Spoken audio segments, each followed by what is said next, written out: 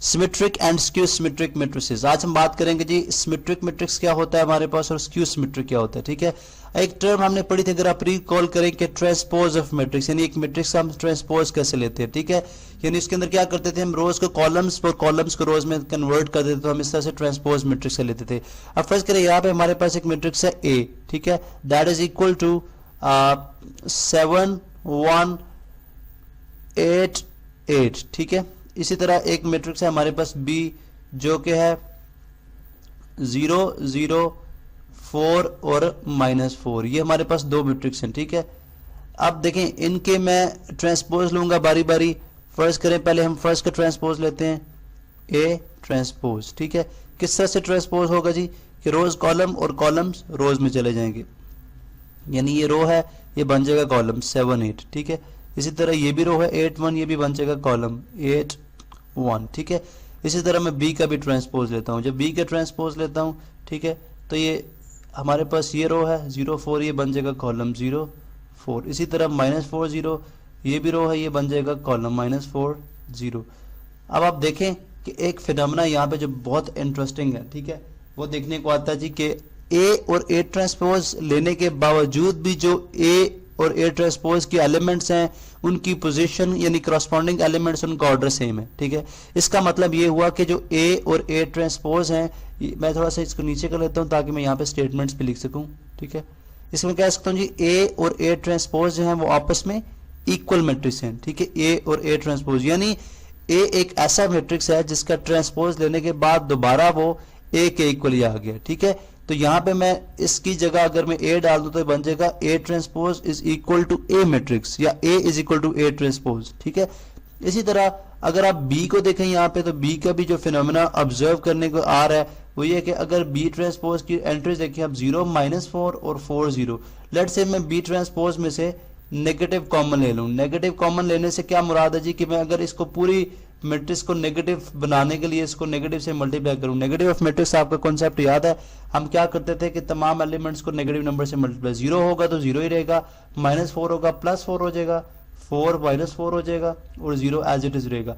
अब अगर आप देखें तो यहाँ पे जो बात इंटरेस्टिंग है वो ये है कि हमारा हमारा जो बी ट्रांसपोज है, ठीक है, वो अगर आप नेगेटिव साइन लगा दें तो दोबारा ये ए मैट्रिक्स दोबारा ये बी मैट्रिक्स के इक्वल है। ठीक है, अगर आप यहाँ पे देखें तो ये बी मैट्रिक्स क्या है हमारा 0, थोड़ा सा ऊपर कर लेते हैं, 0 -4 और -4 0। ठीक है, तो इसका मतलब है ये हमारे पास जो बी मैट्रिक्स आ गया विद नेगेटिव साइन, ये बिल्कुल वही है 0 4 -4 0, तो B transpose is equal to negative of B. ठीक है, अब आप देखें दो कंडीशंस हमारे पास, एक में हम बात कर रहे हैं कि अगर मैट्रिक्स का ट्रांसपोज लेने से हमारे पास वही मैट्रिक्स आ जाए वापस, तो ये वाला, तो फिर जो ए मैट्रिक्स होगा, ठीक है, जिसका ट्रांसपोज लिया जाएगा, ये मैट्रिक्स कहलाएगा सिमेट्रिक मैट्रिक्स। क्या कहलाएगा? सिमेट्रिक। सिमेट्रिक का मतलब ही होता है मुतशक्किल, यानी ये दोनों जो है मैट्रिसेस जो है वो आपस में हम शक्ल होंगे, यानी मैट्रिक्स डेटा लेने के बाद भी वो आपस में सिमेट्रिक रहते हैं। इसी तरह अगर आप दूसरे केस में अगर आप किसी मैट्रिक्स का डेटा का जो है वो ट्रांसपोज लेते हैं और वो नेगेटिव ऑफ दैट मैट्रिक्स आ जाए, तो फिर वो वाला मैट्रिक्स जिसका ट्रांसपोज लिया जाएगा वो कहलाएगा स्क्यू सिमेट्रिक। तो यहाँ पे बी हमारे पास क्या है? Skew symmetric. बी क्या होगा फिर? Skew symmetric matrix. तो यहाँ से डेफिनेशन हम जो ड्राइव करते हैं सिमेट्रिक की और स्क्यू सिमेट्रिक की, वो कुछ इस तरह से है जी कि अगर हम दो मैट्रिक्स हैं हमारे पास या जो भी मैट्रिक्स गिवन है, ठीक है, अगर उस गिवन मैट्रिक्स का हम सिमेट्रिक, उस गिवन मैट्रिक्स का हम ट्रांसपोज लें और ट्रांसपोज लेने के बाद जब हम उसको उसी मैट्रिक्स से कंपेयर करें, अगर वो दोनों इक्वल मैट्रिक्स आ जाएं तो जिस मैट्रिक्स का स्क्वायर लिया जाएगा वो सिमेट्रिक मैट्रिक्स होगा। जैसे हमने ए का ट्रांसपोज लिया तो दोबारा ए ट्रांसपोज ए के इक्वल आ गया, तो हमने बोला जी ए जो है इस केस के अंदर सिमेट्रिक मैट्रिक्स है। ठीक है, इसी तरह जब अब एक मैट्रिक्स है अनदर मैट्रिक्स है जैसे बी है, ठीक है, इसका ट्रांसपोज लेते हैं और ट्रांसपोज लेने के बाद जब आप नेगेटिव के साथ मल्टीप्लाई कराते हैं, यानी बी ट्रांसपोज जो है वो नेगेटिव ऑफ दैट मैट्रिक्स आ जाए जो गिवन मैट्रिक्स होता है, तो फिर जो गिवन मैट्रिक्स है वो कहलाएगा हमारा स्क्यू सिमेट्रिक मैट्रिक्स। इस लेक्चर में हम बात करेंगे जो गिवन मैट्रिक्स है और इसके ऊपर हमने वेरीफाई करना है कि a प्लस ए ट्रांसपोज जो है वो सिमेट्रिक होगा और इसी तरह से a माइनस ए ट्रांसपोज जो है वो स्क्यू सिमेट्रिक होगा। अब A plus A transpose is symmetric, इससे क्या मुराद है? इससे मुराद ये कि सबसे पहले हम A plus A transpose find out करेंगे, यानी एक ए मैट्रिक्स का ट्रांसपोज लेंगे और उसके बाद हम उसमें ए मैट्रिक्स को ऐड करेंगे, फिर जो रिजल्ट आएगा उसका अगर ट्रांसपोज लेने से हमारे पास जो आंसर है वो रिजल्ट के इक्वल ही आएगा, तो इसका मतलब होगा कि A plus A transpose is symmetric. अभी हम इसको करते हैं तो आपको समझ आ जाएगी। जैसे फॉर गिवन मैट्रिक्स है हमारे पास, सबसे पहले देखें ए प्लस ए ट्रांसपोज हमने देख रहे हैं, ए प्लस ए ट्रांसपोज, इसके लिए सबसे पहले मैट्रिक्स ए आ गया जो कि है 1 2 0 1, और इसके अंदर हमने ऐड करना है ए का ट्रांसपोज 1 2 0 1 का ट्रांसपोज। अब ट्रांसपोज में क्या होता है कि हम जो है वो रोज जो है वो कॉलम्स में आ जाएंगे और कॉलम जो है वो रो में आ जाएंगे। फर्स्ट मैट्रिक्स हमारे पास एज इट इज रहेगा बिकॉज ये मैट्रिक्स ए है। सेकंड में चूंकि हम ट्रांसपोज ले रहे हैं तो इसलिए इस मैट्रिक्स के अंदर rows column, first row first column बन जाएगा 1 2 आ जाएगा, और इसी तरह सेकंड रो सेकंड कॉलम 0 1। अब हम इनको ऐड करते हैं, जब इनको ऐड करते हैं तो हमारे पास आ जाता जी 1 + 1 फर्स्ट एंट्री, यानी A11 पोजीशन A11 के अंदर ऐड हो जाएगी, तो 1 + 1 इज 2, 2 + 0 इज अगेन 2, 0 + 2 इज 2, और इसी तरह 1 + 1 इज अगेन 2। अब हमने क्या करना है जी कि इस A प्लस ए ट्रांसपोज ये हमारे पास आ गया। अब हमने प्रूव करना है कि ये जो है एक सिमेट्रिक है, यानी सिमेट्रिक मैट्रिक्स है, ये भी हमने प्रूव करना है। ये तो हमारे पास वो रिजल्ट आया जिसके लिए हमें सिमेट्री जो है वो प्रूव करने मैट्रिक्स को। अब इसको किस तरह से सिमेट्रिक प्रूव किया जा सकता है? अगर हम ए प्लस ए ट्रांसपोज का होल ट्रांस, यानी इसका अगर हम ट्रांसपोज लेंगे और अगर वो ट्रांसपोज लेने से हमारे पास दोबारा से वो ए प्लस ए ट्रांसपोज का जो रिजल्ट है यानी 2 2 2 2 आ जाए, तो हमारे पास ये प्रूफ हो जाएगा कि ए प्लस ए ट्रांसपोज है वो सिमेट्रिक है। तो यहाँ पे हम नेक्स्ट स्टेप में लेके जाते हैं, क्योंकि इस स्टेप के अंदर हम जो है वो प्रूफ रिजल्ट को शो करने के लिए हम इसको ए प्लस ए ट्रांसपोज ही रहने देंगे जी।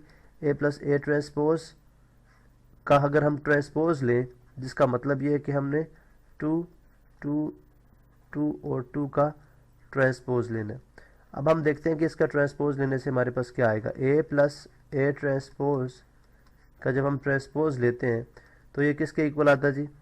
ये रो है, ये कॉलम में आ जाएगा 2 2, और इसी तरह ये भी, ये सेकंड रो है, ये सेकंड कॉलम बन जाएगा 2 2। अब अगर आप देखें जो आफ्टर टेकिंग ट्रांसपोज, अगर हम इस मैट्रिक्स को ए प्लस ए ट्रांसपोज के साथ कंपेयर करते हैं तो हमें ये बात समझ आती है कि ए प्लस ए ट्रांसपोज का जो ट्रांसपोज है वो किसके इक्वल है?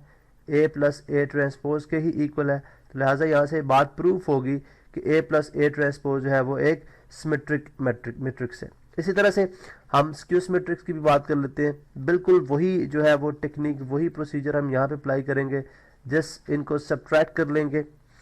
चलें यहाँ से हम चेक करते हैं जी। चलो यहाँ पे हमने अभी सेकंड पार्ट की तरफ आ गए। ए माइनस ए ट्रांसपोज हमने प्रूव करना है जी इज ए स्क्यू सिमेट्रिक। अब इसके लिए हमें मैट्रिक्स पता जी, मैट्रिक्स क्या है? तो सबसे पहले हम A minus A transpose find out कर लें कि ए माइनस ए ट्रांसपोज किसके इक्वल आ जाएगा। मैट्रिक्स जो है हमारे पास गिवन, वो हम देखते हैं जी क्या हमारे पास है 1 2 0 1। यहाँ पे आप देख सकते हैं 1 2 0 1, ये इसकी एंट्रीज है।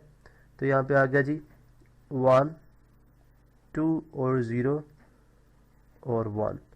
अब इसमें हम माइनस करेंगे, सब्ट्रैक्ट करेंगे ए ट्रांसपोज 1 2 0 1 का ट्रांसपोज हम इसमें से सब्ट्रैक्ट करा देंगे। अब जब हम इसका ट्रांसपोज ले रहे हैं जी तो ये as it is 1 2 0 1 A as it is रहेगा, और ट्रांसपोज में rows first row first column बन जाएगा, यानी ये बन जाएगा 1 2, सेकंड रो सेकंड कॉलम 0 1। हमने ट्रांसपोज ले लिया, सब्ट्रैक्ट करा रहे हैं तो 1 - 1 इज 0, 2 - 0 इज 2, और इसी तरह 0 2 - 2 0 इज 2, 0 - 2 इज -2, और 1 - 1 इज 0। तो अब हम देखते हैं कि क्या ये मैट्रिक्स हमारे पास स्क्यू सिमेट्रिक आएगा। अब हम क्या करेंगे, ए माइनस ए ट्रांसपोज, ये याद रहे कि ये हमारे पास क्या है, ए माइनस ए ट्रांसपोज है। जब मैं इसका ट्रांसपोज लूंगा तो अगर ये नेगेटिव साइन के साथ ए माइनस ए ट्रांसपोज के इक्वल आ गया तो रिजल्ट जो हमारा, तो ये हमारे पास क्या हो जाएगा जी, स्क्यू सिमेट्रिक हो जाएगा। ये तो यहाँ से देखते हैं जी, इसका ट्रांसपोज ले रहे हैं जी, जो हमारे पास रिजल्ट एक्चुअली इसी का ही हमें ट्रांसपोज लेना था चेक करने के लिए कि क्या ये सिमेट्रिक है या स्क्यू सिमेट्रिक है या ये इन दोनों में से किसी एक में भी फॉल नहीं करता। तो लिहाजा यहाँ से हम इसका अगर ट्रांसपोज ले लें तो ये किसके इक्वल आ जाएगा, यहाँ पे मैं इसका ट्रांसपोज लेता हूँ, ये 0 2 यहाँ पे आ गया, नहीं फर्स्ट रो फर्स्ट कॉलम बन के सेकंड रो जो है वो सेकंड कॉलम -2 0।